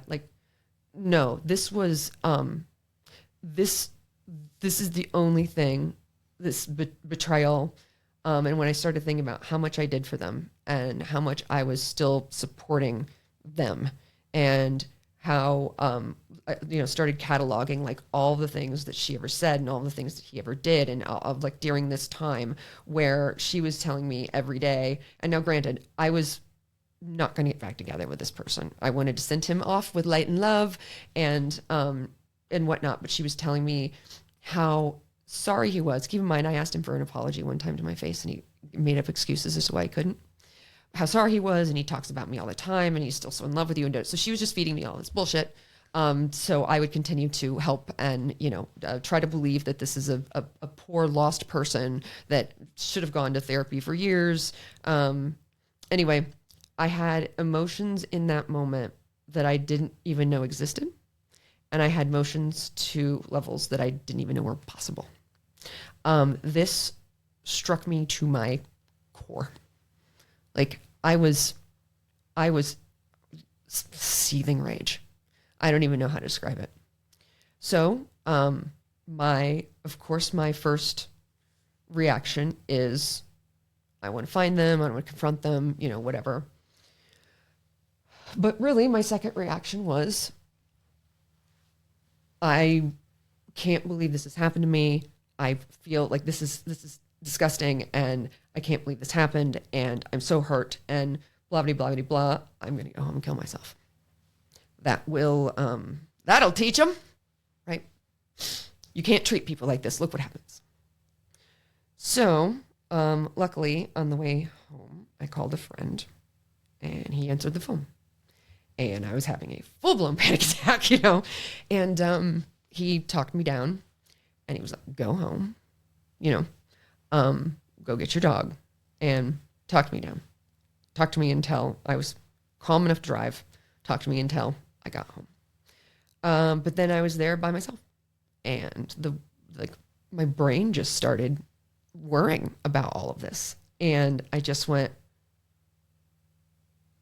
something like, you can't, don't you know who I am? You can't do this to me, or but like, it was so painful. I went into shock because I actually felt nothing. But I knew if I went downstairs, got my gun, and shot myself in the head, which was the plan, then that wouldn't leave enough blood on the hands of the guilty. And they would be able to go, she flipped down, it's not our fault. Oh, no. That's not how I'm going to go out. So I made a plan. I put a will together for the first time ever. I changed my beneficiaries to make sure it was who I wanted. I was going to be traveling for work in 2 weeks. This big event, first time for work, wanted to get them through that. And then I was going to come home that Friday, and I had it all planned out. Wrote my note, had everything all lined up. My animals had care, and coming home. And that week, those 2 weeks, didn't say anything to anybody, of course. Numbed myself with lots of alcohol.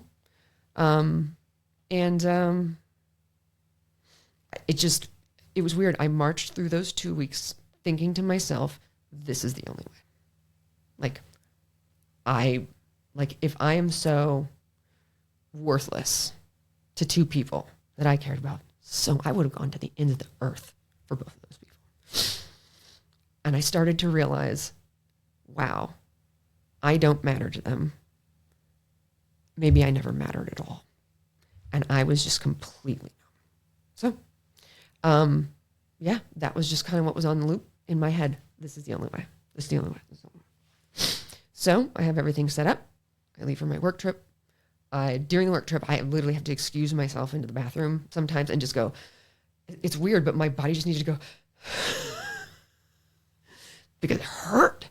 But and what's weird is I felt like I was going to throw up. I would shake, all of that, but I didn't feel anything. So it's like my body was having the response, but my brain went, you're in danger if you feel the depths of what this is doing to you. So, ready for my plan, everything's set up. Go to the airport, time to go home. Be home by 3:00, execute plan, got it all laid out. Flight's canceled. We can fly out tomorrow. No. I have a plan. No, what? At this point, I'm like, well, okay. This was, it was a little satellite airport. I'm like, I'll just drive into the city. I'll take an Uber to the city, and I'll get on a bigger airline and whatnot. So they let me buy the ticket. It's very expensive, but I was like, what am I going to do? I'm going to be here. Who cares? So get down to the bigger airport, and then that flight is 2 hour delayed, then 3 hour delayed, then 4 hour delayed. And I'm like, is this thing going? So I ended up sitting in an airport for about 6 hours.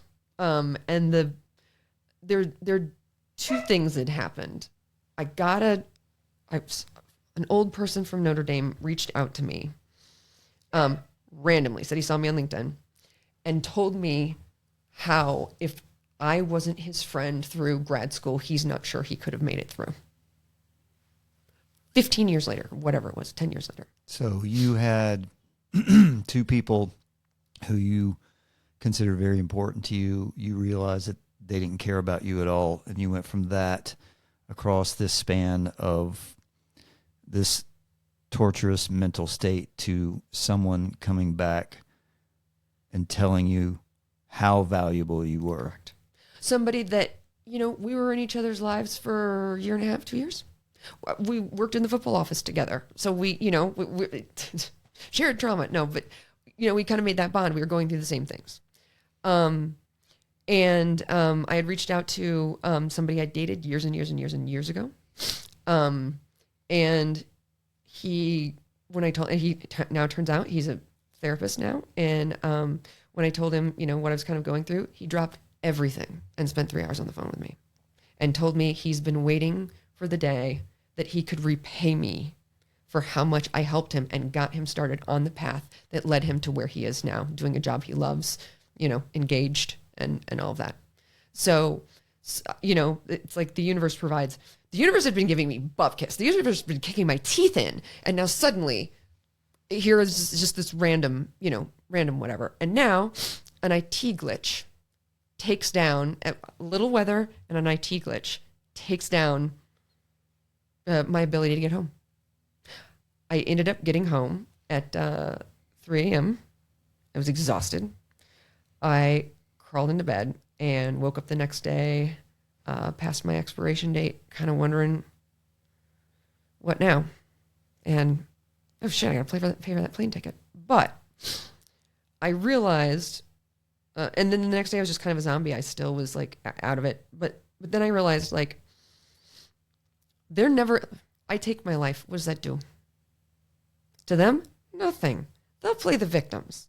They'll find a way to, like, that's who these people are. Like, it doesn't do anything. All it does is it takes me out and hurts people I care about. However, so needing to teach them a lesson went away. However, now the pain and suffering came in because I guess I was in shock or whatever. My body was able to numb it up for 2 weeks. And now here it came. And I was obviously still very distraught and so hurt. And I wanted answers. And I didn't know who to turn to. So instead of saying, this is the only way, my brain started saying, I don't want to live in a world where, like, I'm not interested in a life where this happens, and it's happened to me. And I'll be damned if these people haunt me for the rest of my life. No, I'm not interested in that life. I'm not interested in carrying on a life where that happened. So I made a second plan, which was the slow burn fade out plan. Just pump myself full of so many alcohol, drugs, don't sleep, don't eat, like whatever. Eventually your body's going to give out. At some point, kind of worried if my cats would eat me, but hey. So on about day 4 of this plan. So we got through the suicidal ideation, not just the ideation, but the plan. Mm-hmm. The universe threw you a curveball, mm-hmm. but you're still not okay. No, not okay at all. So, about on day 4, I'm exhausted, and I'm like, we need to speed this up. I'll just overdose. So, and then how are you still thinking this way? Because it hurts so bad. Now I could feel the hurt. It hurt so bad. I had wrestled with, I'd been to deep, dark places before. When you really get to the deep, dark place, you're like, oh, this is where it is. I was still on level 2. I had not gotten to basement yet. So, because I'm operationally and logistically oriented, I went, well, my first note's not going to make any sense. I'm going to scribble down another one right quick. So I get out my computer, and instead of writing a note, I write down, and I don't know where this came from, or it's what came out of me. I should be writing a suicide note right now. Actually, I should be writing my second suicide note, but here we are. And I just started writing, and the story kind of came pouring out of me, but not in I didn't even say kind of what happened. I talked about, the 3 months and the feelings there, and then the 3 weeks that I had now kind of gone through since I found out about the heinous betrayal. And it helped me kind of express, like, depraved people going to do what depraved people going to do. And just sort of, everything that kind of went on and how I got writing there. And I don't know, it didn't necessarily make me feel better, but I decided during all of this that I was going to do something I've never done and ask for help. Real help. Because to me, I'm always the one with a smile on my face, like, whatever, sure, I'll tell you about my crappy day or whatnot. But I had never really admitted to anyone how many times I had visited the dark abyss, how dark, what was really going on in my life was. What really happened during that relationship. I mean, people aren't dumb. They kind of sort of figured it out, but I never told anybody about it. So I'd happened to be working with a career coach I had met online. Crazy how she came into my life, but she was also a trauma therapist. And when the arrest happened, I told her, hey, let's pause our career coaching stuff because I don't there's a lot going on right now. And she said, or we could talk about that instead. So we did. So I had a session with her. It was either the next day or the next day. And I sent her what I now just call my manifesto of like all the writing, like everything, all the plans, everything that happened, everything that I'd done, all of that thing, how I felt, this, that, and the other. I sent it to her and I said, I want to talk about this. And she, again, I lied my face off to people. She opened by saying, are you safe? And I gave her an honest answer, which was, now granted, I had asked for help, but I said, I don't know. And she said, get in a car or get in a plane. I don't care. She has her wellness facility out in, it's like one mountain over from Aspen. And she said, get out here as fast as you can. So I did. 3 days later, my dog and I are in the car driving cross country. Turned out it was an amazing trip. I got out there with her. I spent a week getting my shit together, but basically I just needed to be supervised 24/7. And I needed a place where I felt safe because if ever it would creep into my mind, I'd be like, la, la, la, I'm not thinking about it. I needed a place that was going to be safe, that I could process it, feel the things, and not be alone in my now way too big property with a ton of animals to take care of, so much work, the grass knee high. I was completely overwhelmed in every aspect of caring for this place by myself. And so I went out to Colorado. It's a beautiful drive. Somewhere in the middle of Kansas, I think I entered a portal to hell because I looked down, it was like 106 degrees. And I was like, is my car going to overheat? Like, what's going on?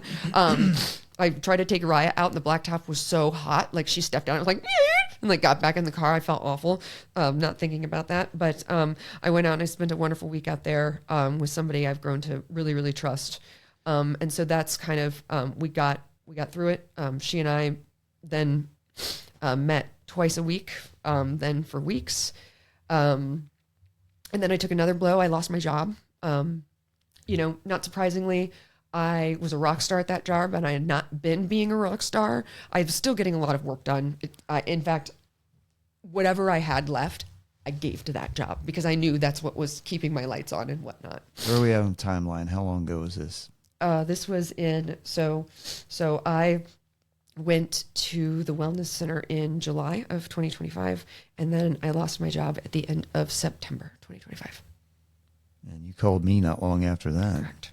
So it was the Avengers Assemble moment. And then what's interesting is too, after the betrayal and everything, like obviously, oh my God, 20 pounds off me like that. I was not eating. I was not sleeping. I was, whatnot. So I was looking at myself and my clothes were fitting again. And I was working with this wonderful woman in Colorado. And I just started to go, Made the decision to sell my farm, give up the dream.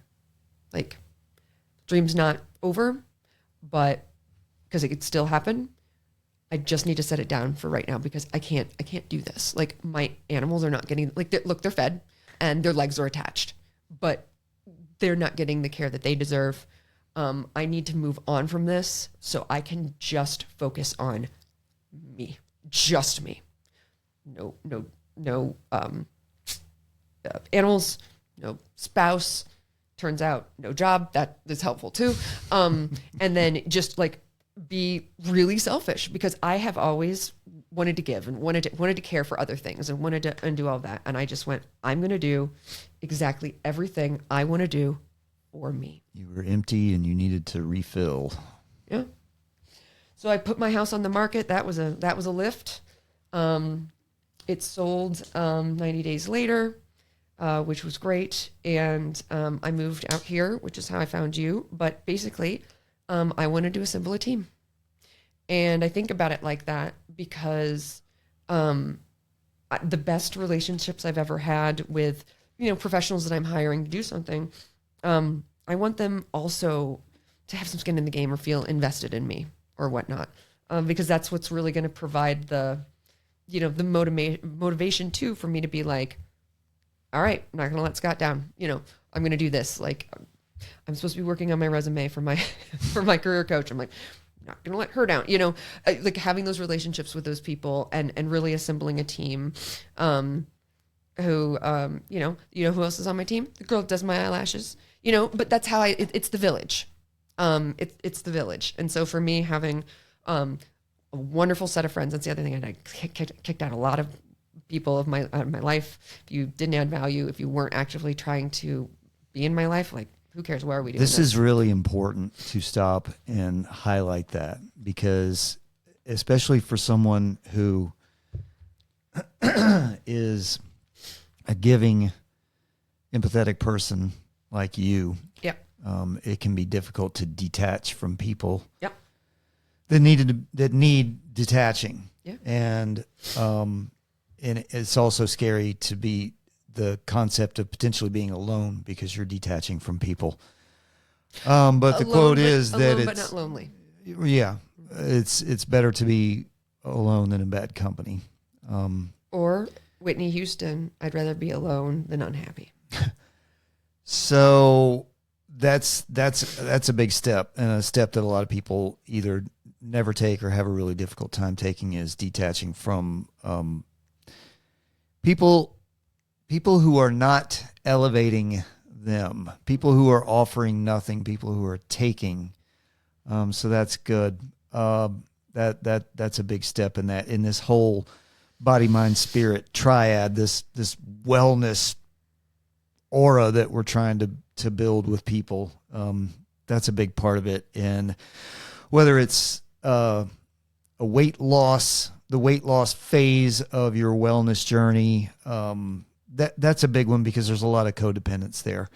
And you have a lot of people in your life who you're struggling to give up sweets or junk food, whatever it is that you're struggling to give up, except you got these people here who have been here a large chunk of your life, if not your whole life, saying things like, oh, it's okay. You can go ahead.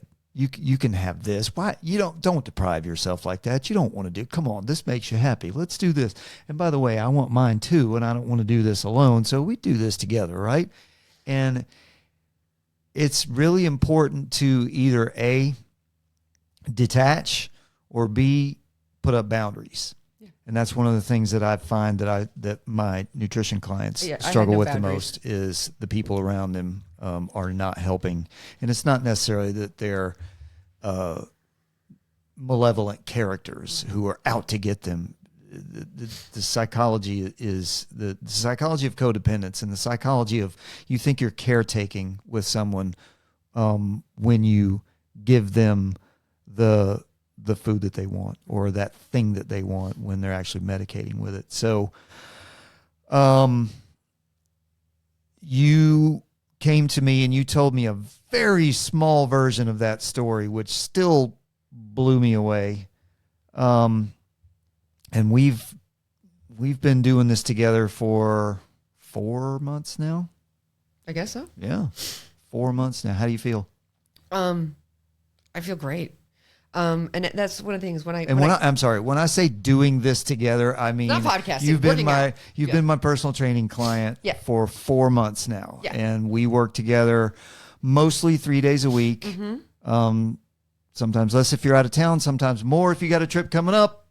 So we work together on average 3 days a week, and we do a lot of core work, balance work, strength training, confidence, a lot of, I call it capability training, whole body, total body, strength, function, fitness, capability training. So anyway, how do you feel? I feel really good. And I remember in that first conversation, it was really important for me coming into this because when I got into CrossFit, it was like, I wanted to look better, obviously. And then it became about the competition and all of that. And I used to work with, at the nonprofit, addictions counselor. And he said, look, to quit or do whatever, use whatever reason you need to, but because you will eventually find a reason to make it for you. Right. So, I knew for something that was going to be stick with, it's not like to weigh a certain amount or to look a certain way. I just wanted to be more confident in my body. And I'd kind of done, I'd put my body through hell at that point. Like I had been through hell. I had dropped the weight. Now let's, tighten it up. And so I think I told you I came in with I don't necessarily have goals. Like it'll be really cool to do a backflip, off the boat or I don't have a kick ups ever in my future, but we're going to go for it. Cause have some goals there, but it has just been to be, look, when I get down on the ground and then I push myself up off the ground or sitting on a truck tailgate, when I was trying to get my booty up or the kitchen island, trying to get my booty up to sit on that. And I would jump and I wouldn't be confident in my jump because I knew my arms probably couldn't hold myself up. And then I was like, oh, am I going to rake my back down I'm going to fall. Am I going to look stupid? The little things that you just do every day, I'd gotten so out of shape and so heavy. And I wanted to feel like this whole thing has been about finding Lacey again. Lacey is the wild, confident and wonderful friend and all of those things. And I just lost all of it, including my appearance in that. Everything was taken from me, in that relationship. And then the crash out, I stood there, as I was standing there in the wreckage, looking at it all, I'm like, great. How do I pick up the pieces? And so that's why I came to you. I wanted, and you know what? We've talked about it. You're my social a little bit because I still live by myself aside from the zoo that I live with. So I enjoy our conversations. I enjoy that our dogs get along so well. So it's just been, 360, a wonderful thing to put, into my life, and has helped me so much stay on target, think about things, and work towards, it's not even because I did that once. I got jacked once. I think I showed you the picture. Just, and then guess what? It didn't make me happier. It didn't make me, my life didn't suddenly improve because I had done this. And I was like, okay, well now what? So this was all about, I feel great. And I want to, that's my goal. I want to keep feeling great. I want to be able to jump up on my kitchen island and not worry that my triceps are going to give out. And I'm going to, I want to be able to take my feet off the ground and not be afraid to jump up on a kitchen island, which literally I need to move my booty this far. Right. And so it's just kind of coming back from all of that. My only goal is to continue to feel great because I felt so bad for so long, and screw that. We're not doing that anymore. Good. I'm glad you're not. I'm glad you found me, and I'm glad I found you. Starting or staying on a fitness journey, what can you tell people? What kind of little piece of hip pocket advice or what kind of little nugget can you give somebody for starting or staying, particularly someone like you, women in their 40s? Yep. What do you got for them? This is my knee-jerk reaction, so I'm going to say it. Well, camera one, camera two, no, I'm kidding. You're worth it. That's the nugget I would give to them. If you have been broken, if somebody is sitting on you, if somebody is snuffing out your light, even if it's yourself, you're worth it. You're worth feeling better. You're worth feeling in your body, no matter what that weight is. If you feel, I mean, I saw, people at triathlons, they don't look like super athletes, but they're getting it done. Like, don't have some aesthetic goal, unless you want to go into bodybuilding or something, but don't have some like aesthetic goal or some out there thing that once you hit it, you don't know what you're going to do next. Do it for you every day because you're worth it. And you owe it to yourself, to feel good about yourself. And it's helped, me mentally, obviously. Endorphins. Yay. I could add something, but Okay, I don't think I need to. Okay. I think that was a pretty good way to bring the ship into port. Did we miss anything? That's the other thing. Ship into port. Yeah, we're here now, Scott. Burn the fucking boats. We're not going back. All right. I like it. Sticking to it. Sticking to that plan. And on that note, we are going to go ahead and call that a wrap.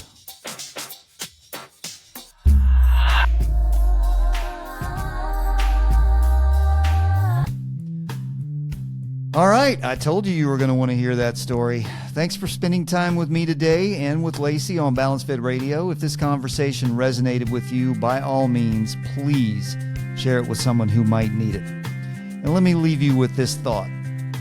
You are not your own. You do not live in a vacuum. Treat your body like a temple in service to others, not like a rusty shed where you store the unneeded crap of your life. Until next time, be mindful, be fit, be capable and resolute, and move through life with a sense of purpose. And remember, your life, your potential. Peace out, homies, and I'll see y'all next time. How about that? I saved my F-bomb for the, I used it purposely.